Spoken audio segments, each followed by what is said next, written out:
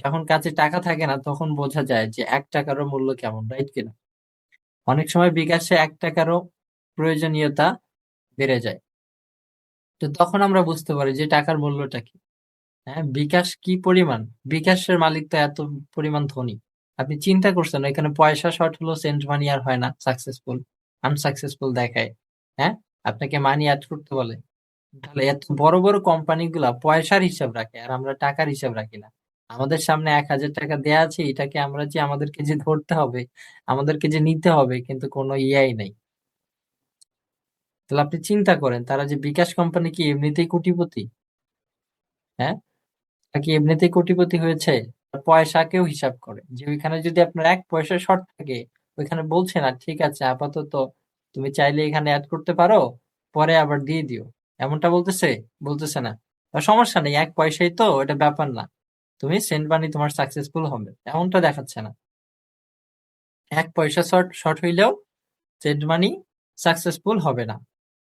1 পয়সা শর্ট হলেও কি হচ্ছে না, আপনার রিচার্জ হচ্ছে না। যেমন আবার দেখেন, আবার তাদের রুলস গুলা কেমন, এত বেশি কড়া রুলস।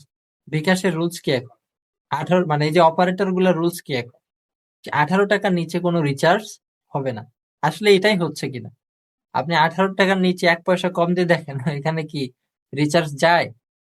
যায় না কিন্তু। তার মানে তাদের যে রুলস গুলা, এটা কিন্তু কঠিন কঠিন রুলস, মানে তাদের সিদ্ধান্ত উপনীত আছে।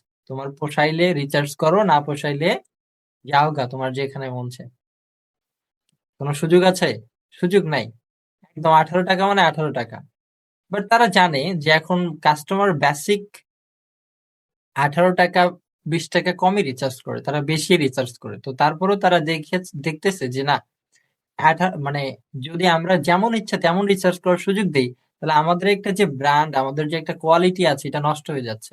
এই জন্য তাদের ব্র্যান্ডটাকে ধরে রাখার জন্য তারা কিন্তু এই যে একটা লিমিট কিন্তু দিয়েছে, যে মিনিমাম লিমিট হচ্ছে 18 টাকা। এই 18 টাকার নিচে কোনো কি করা যাবে না, রিচার্জ গ্রহণ করা হবে না। এবং তাই হচ্ছে।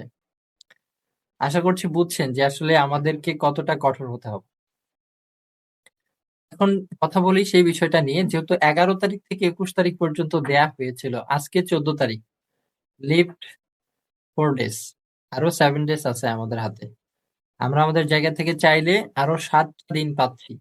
এই 7 দিন কঠোর পরিশ্রমের মাধ্যমে আমরা